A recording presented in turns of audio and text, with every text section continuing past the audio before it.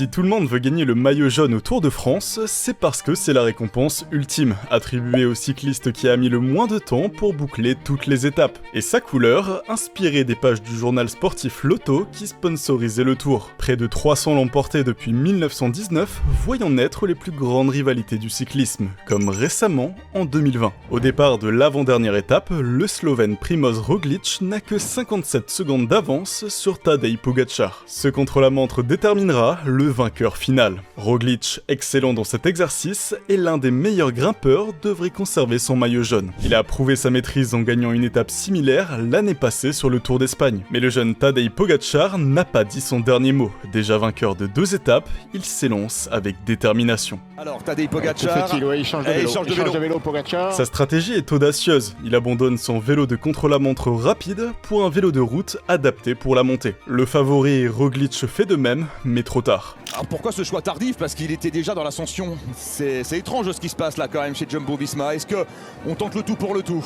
Et dans l'ascension, Pogačar va tout renverser. Il reprend seconde après seconde. Il est dans le rouge, Primož Roglič. Son maillot jaune est peut-être déjà perdu. À l'arrivée, c'est fait. Pogačar explose le chrono et s'empare du maillot jaune. Il n'a plus qu'à savourer son triomphe à Paris. Personne n'a vu venir un tel rebondissement. C'est le début de la rivalité entre 2 équipes, la team UAE Emirates et la team Jumbo-Visma. L'année suivante, Pogačar a un nouveau rival, Jonas Vingegaard. Ce grimpeur danois n'était pas censé jouer les premiers rôles. Il devient leader de son équipe à cause des chutes de son équipier Roglič et il va surprendre tout le monde. Seul Pogačar lui résiste, il remporte son 2e Tour de France. Mais vient 2022, le renversement. Comme un symbole, le Tour part du Danemark, et Vingegaard se montre plus solide que jamais, soutenu par une équipe exceptionnelle. Il est le seul à pouvoir mettre Pogačar en difficulté dans l'école. Il arrache le maillot jaune au Slovène à mi-course et ne le quitte plus jusqu'à l'arrivée finale à Paris. Une rivalité marquée par un respect mutuel. Lors de la 18e étape, Vingegaard manque de chuter. Puis 1 minute plus tard...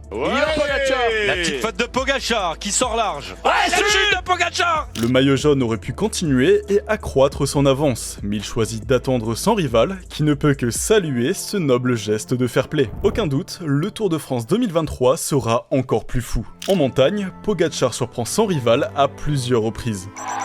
Il y va, l'attaque de Tadej Pogačar. Il est énorme, Tadej Pogačar. Et il est en train de distancer Jonas Vingegaard. Tadej Pogačar, il a baissé la tête. Jonas Vingegaard, il est en train de craquer. Encore une fois, Vingegaard qui regarde derrière. Pogačar qui a sorti. Il l'a sorti de sa roue. Les 2 premières semaines seront une bataille pour grappiller quelques secondes. Le soir de la 15e étape, Vingegaard ne possède plus que 10 secondes d'avance. Rendez-vous au contre-la-montre difficile de 22 km. Va-t-il venger la déception de son coéquipier Roglič 3 ans plus tôt? Il prend tous les risques et contrairement à Pogačar, ne change pas de vélo dans la dernière montée. Ça paye, il remporte l'étape avec 1 minute et 38 secondes d'avance, stratosphérique. Did probably the ride of my life today. Vingegaard prend l'ascendant au classement. Pogačar subit lui un coup dur non seulement au moral, mais aussi physiquement. Le lendemain, il perd plus de 5 minutes sur son rival et peut définitivement dire adieu à ses chances de remporter le maillot jaune. Il sauve les honneurs la veille de l'arrivée à Paris, mais rien à faire. C'est le Danois qui remporte le Tour une nouvelle fois. De partout entre les 2 hommes. Cette année en 2024, Vingegaard a fait un tour monstrueux, s'imposant même au sprint devant Pogačar, ce qu'il n'avait jamais réussi à faire jusque-là. Mais sa chute au Tour du Pays Basque, plus tôt dans l'année, l'a beaucoup affaibli. Participer au Tour de France est déjà un miracle. Et Pogačar de son côté a été surpuissant, le meilleur coureur du peloton avec la meilleure équipe possible à ses côtés. Il remporte facilement son 3e Tour de France. Cette rivalité a encore beaucoup à nous offrir, mais en attendant, découvrons d'autres moments légendaires qui ont marqué l'histoire du Tour de France. L'étape la plus difficile de l'histoire du Tour de France. Les conditions météo peuvent être extrêmes, ce qui peut obliger par sécurité à tout arrêter. Bon, c'était pas le cas dans les premières éditions, les organisateurs étaient sans pitié. Le 6 juillet 1926, la météo a traumatisé 76 hommes lors de ce qui deviendra l'étape la plus difficile du Tour de France. Il est 2h du matin quand les courageux s'élancent sur leur vélo, loin du luxe qu'on le connaît aujourd'hui. Ils doivent s'arrêter pour changer de vitesse, mais surtout le poids proche des 15 kg, plus du double des vélos actuels. Dans l'obscurité totale, le redoutable col col de l'Aubisque. Le Belge Lucien Buys est le premier à tenter sa chance. Il connaît bien cette étape, mais jamais il ne l'avait affronté dans de telles conditions. Un déluge de pluie, impossible d'avancer. Même Ottavio Bottecchia, excellent grimpeur, s'assied au bord de la route et fond en larmes avant d'abandonner. La descente de l'Aubisque s'avère encore plus redoutable que la montée. Glissante, elle met fin à la course de certains. Puis l'enchaînement des cols ne fait qu'aggraver la situation. Le Tourmalet est un véritable enfer, un sentier boueux, jonché de roches et de ruisseaux. La nuit laisse place à un brouillard épais qui empêche de voir le sommet où chaque kilomètre devient interminable. Albert de Jong, revenu sur l'homme de tête, souffre de la faim et son corps refuse d'avancer. Il perd plus de 11 minutes sur Buys qui file vers la victoire, traversant les derniers cols d'Aspin et Perros-Sourdes. À Luchon, il est accueilli en héros, mais le public le dévisage. Comment le reconnaître? Il n'est qu'un corps meurtri, ne faisant qu'un avec la boue. À 22h40, le verdict tombe. Sur les 76 hommes au départ, seuls 31 ont surmonté cet apocalypse. Tous ceux qui franchiraient désormais la ligne devraient être disqualifiés pour avoir dépassé les délais. Mais le directeur de course, inquiet, décide de les prolonger, repêchant ainsi 7 autres coureurs. La situation est critique. Certains en viennent même à prendre leur voiture pour secourir les rescapés. Le lendemain, un chauffeur d'autocar se plaint auprès du directeur de course. C'est un scandale, une honte, ils ne m'ont pas payé. J'ai ramené une quinzaine de coureurs dans mon autocar et ils ne m'ont pas réglé. Habituellement strict, il ferme les yeux sur cette énorme fraude. En 1952, lorsque la vérité éclate, seuls les 5 premiers n'ont pas triché pour atteindre l'arrivée. Mais peut-on vraiment leur en vouloir alors que leur survie semblait en jeu dans un froid glacial, sans aucune ressource? Surtout que cette étape aurait pu être évitée. 16 ans plus tôt, les coureurs l'ont parcouru, dans le sens inverse, de Luchon à Bayonne. À l'arrivée, le vainqueur avait qualifié les directeurs de course d'assassins. La leçon n'a pas été prise.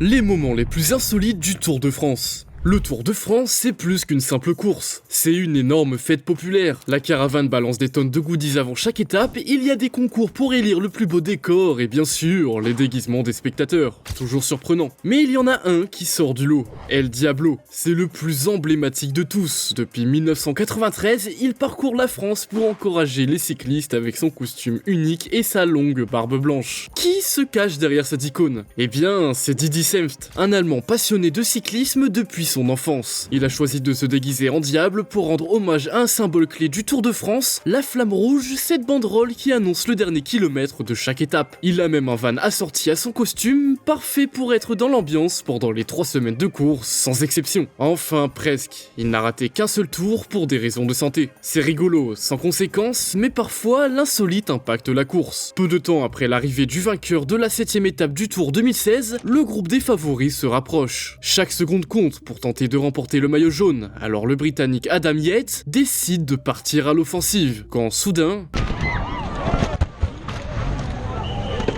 L'arche du dernier kilomètre s'est dégonflée, bloquant alors tous les autres coureurs. Le menton en sang, Adam passe la ligne peu après. Dans son malheur, les commissaires de course décident de lui accorder le temps qu'il avait réussi à prendre sur ses poursuivants, ce qui lui permet de chipper pour une précieuse seconde le maillot blanc du meilleur jeune qu'il gardera jusqu'à Paris. Cette même édition du Tour a été marquée par un autre événement. 6 jours plus tard, les coureurs affrontent les redoutables pentes du Mont Ventoux. Le maillot jaune Chris Froome est déterminé à remporter son 3e Tour de France, mais Richie Porte et Bauke Mollema ne comptent pas le laisser faire et résistent à ses violentes accélérations. Le trio s'envole quand tout à coup...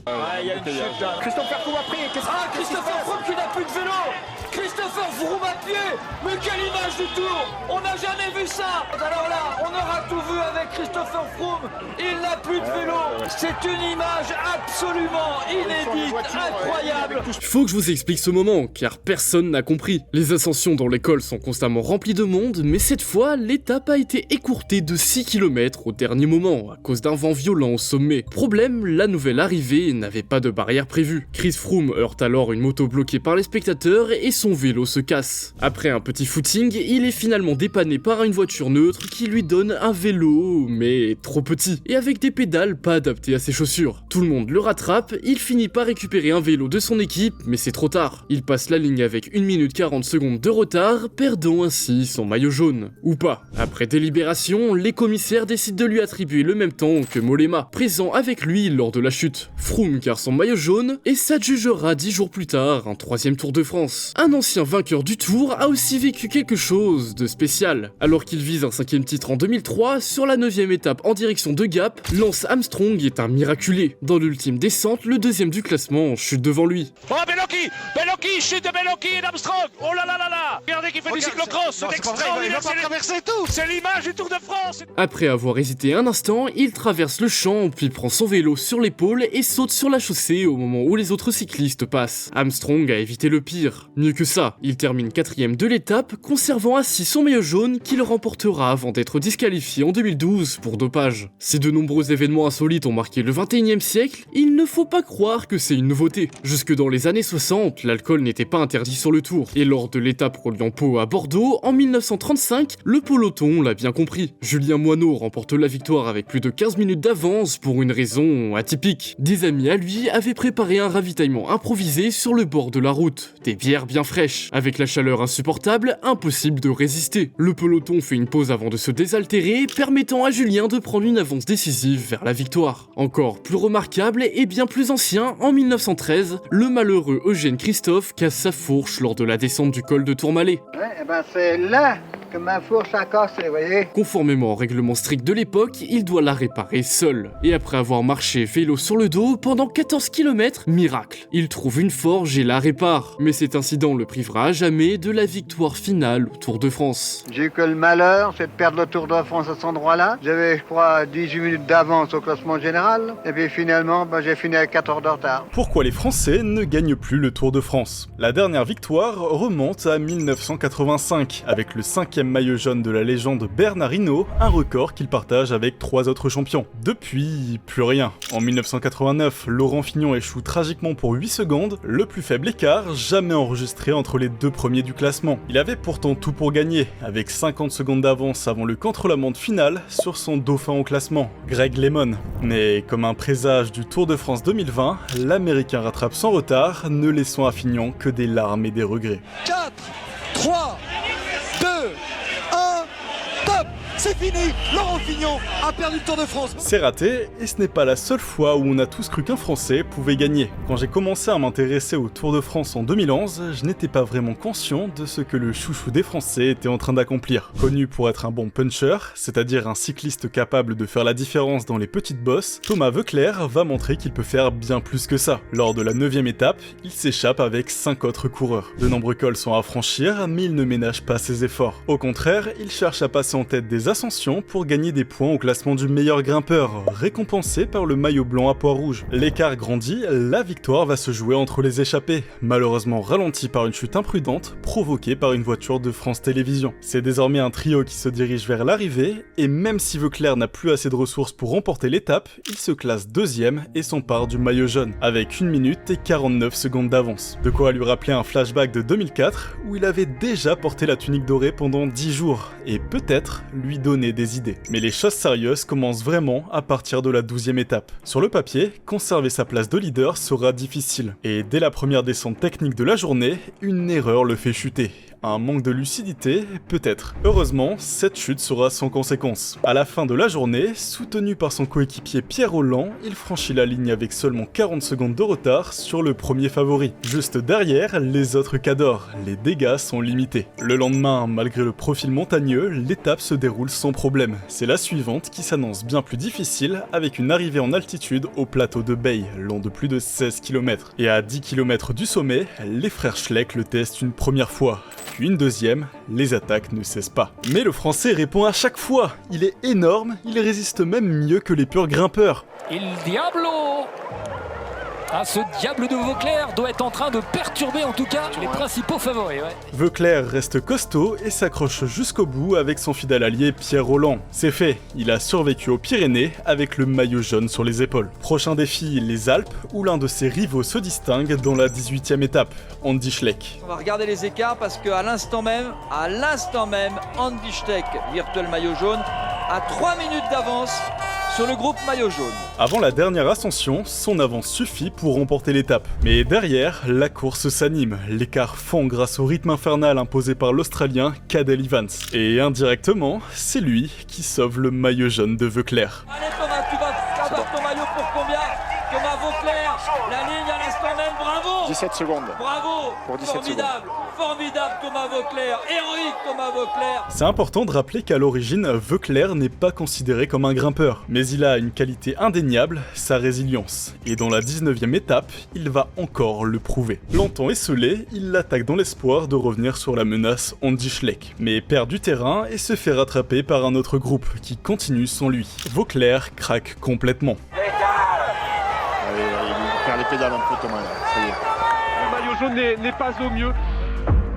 À l'avant, les principaux favoris se rejoignent dans la descente et temporisent pour récupérer un peu d'énergie avant la montée finale vers l'Alpe d'Huez, longue de 14 km. Ça profite à notre héros français qui revient sur le groupe de tête en vain. Une ultime attaque fait exploser le groupe des leaders. Voeckler se bat, mais cette fois-ci, c'est insuffisant. Le maillot jaune est perdu, mais l'étape est tout de même marquée par la victoire de son équipier Pierre Rolland, comme pour sceller le beau Tour de France de leur équipe. Voeckler termine finalement 4ème de ce Tour de France, mais depuis le début du siècle, on n'avait peut-être jamais autant cru en un nouveau vainqueur français du maillot jaune. En 2014, la domination de Vincenzo Nibali est trop importante pour donner de l'espoir à nos deux Français qui complètent le podium. Pareil, 2 ans plus tard, Romain Bardet se classe 2ème, loin derrière le vainqueur. Mais il y a une année où 2 Français nous ont redonné espoir. 2019. Julien Alaphilippe arrive en force sur le Tour de France, et la 3ème étape lui correspond parfaitement. Avec cette petite côte à 16 km de l'arrivée, c'est l'endroit idéal pour mettre en avant son punch. C'est justement là qu'il décide de placer son attaque décisive, qui le mène non seulement vers la victoire, mais surtout vers le maillot jaune. Lors de la 8ème étape, il coopère avec un autre Français, Thibaut Pinot, qui vise le classement général. Le duo tricolore termine 2ème et 3ème de l'étape, permettant à Alaphilippe de récupérer le maillot jaune perdu 3 jours plus tôt pour quelques secondes. Et ça ne s'arrête pas là, grâce à une performance remarquable lors du contre-la-montre qu'il remporte à la surprise générale devant les spécialistes de l'exercice, il renforce sa première place. Pareil au sommet du Tourmalet. Seulement voilà,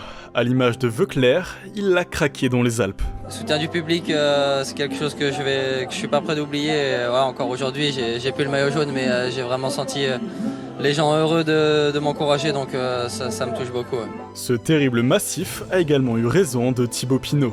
L'image est poignante, pourtant bien placé pour gagner le Tour, il le quitte blessé. Mais si les Français ne gagnent plus depuis des décennies, cela n'enlève rien à leur panache. Et en 2023, pour son dernier Tour de France, les supporters de Thibaut Pinot ont voulu lui faire passer le message.